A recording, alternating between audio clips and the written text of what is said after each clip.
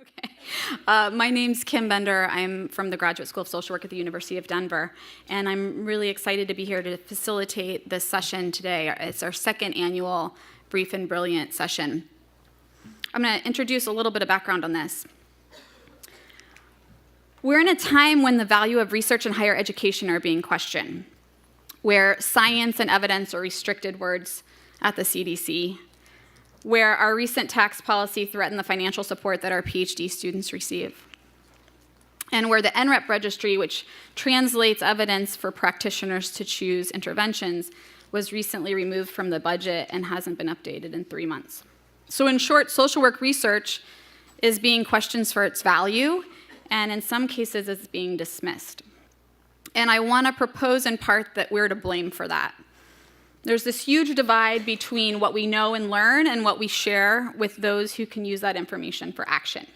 So we've done an incredible job of sharing research and our findings within the academy, but we've not done as well at sharing our work in the public or with decision makers. So I'd venture to say that most of the general public doesn't really know what we do besides teaching in the classroom. My own parents still ask me what I'm going to do over the break while classes are out.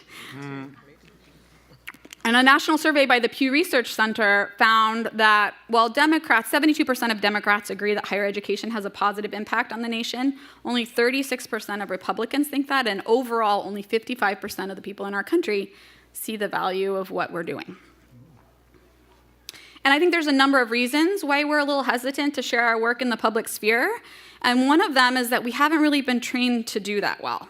So when you listen to a lot of the sessions that are going on in SWR these last couple days, you'll hear a lot of details about very specific studies.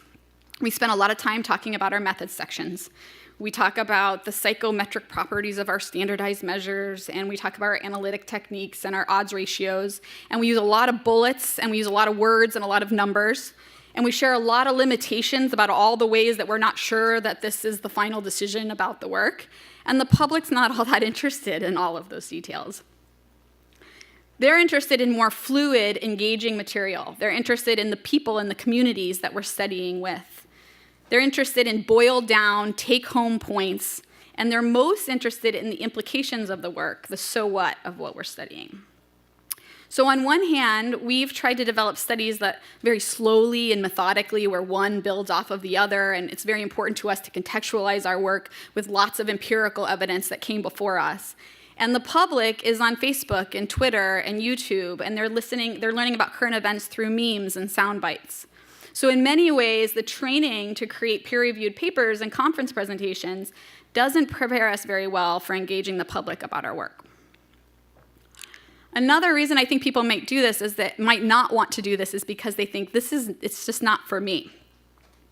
Somebody else should be going and doing that work. I don't necessarily have the skills, and it might not be my work that's the right work to be sharing. And I certainly have felt this way often.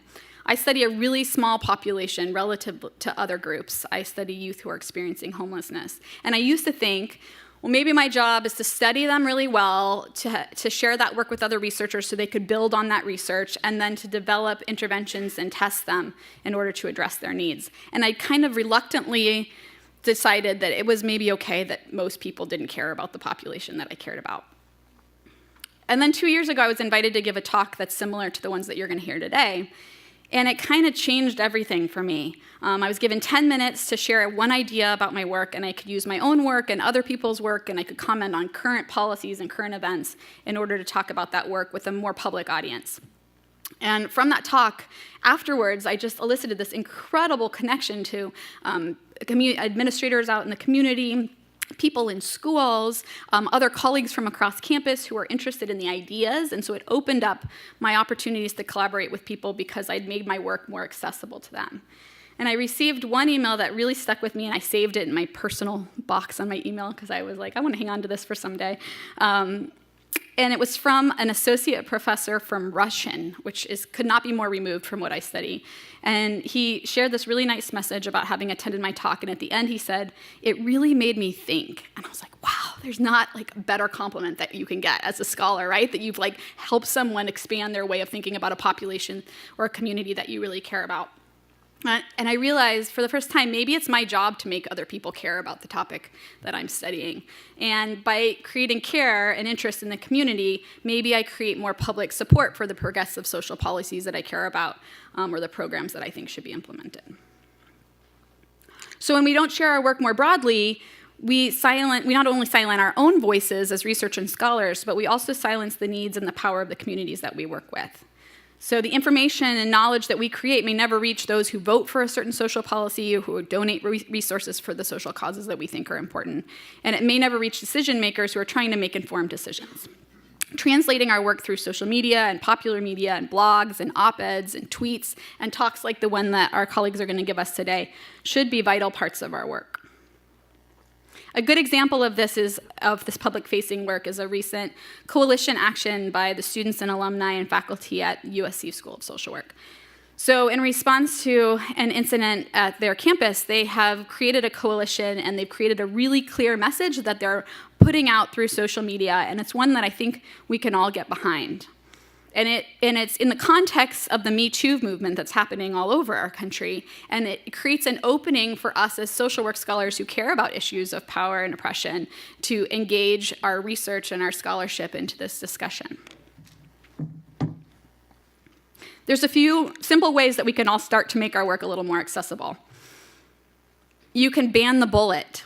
So this idea that we remove all the bullets from our slides and all the words and all the big numbers and texts, and we start using images to share some of our work. There's cognitive science that shows that it's almost impossible for you all to be reading lots of words on the slide and listening to what I'm saying. So in a way, some of those notes that we're just using to tell us what to say are a distraction from what your audience is trying to see. You can become a storyteller. So you can invest in the art of storytelling and think as you collect data with your communities, how do I create a story about that work? How do I get permission from my community members to spotlight their experience or to gather the themes of my qualitative work into a profile or a persona that I can share with the community? And you can be a bit vulnerable in how you share your work.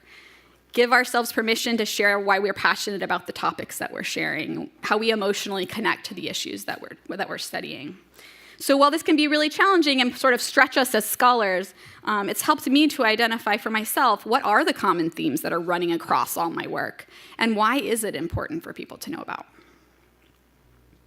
The Brief and Brilliant session was created last year and launched with 6 inaugural speakers, and it was really well received. My favorite comment came from a colleague who afterwards said, "This was the first SWR presentation that made me feel something." So each person here today was given a task to share one important idea, and it was something that they dreamed for the world, and it's related to the conference theme. And they were encouraged to use the stories and images that represented that idea. We encouraged them to deviate as much as possible from the traditional bulleted slides of specific projects and instead share something of themselves and their passions. This is a challenge that I'm grateful they all accepted. Please join me in welcoming them.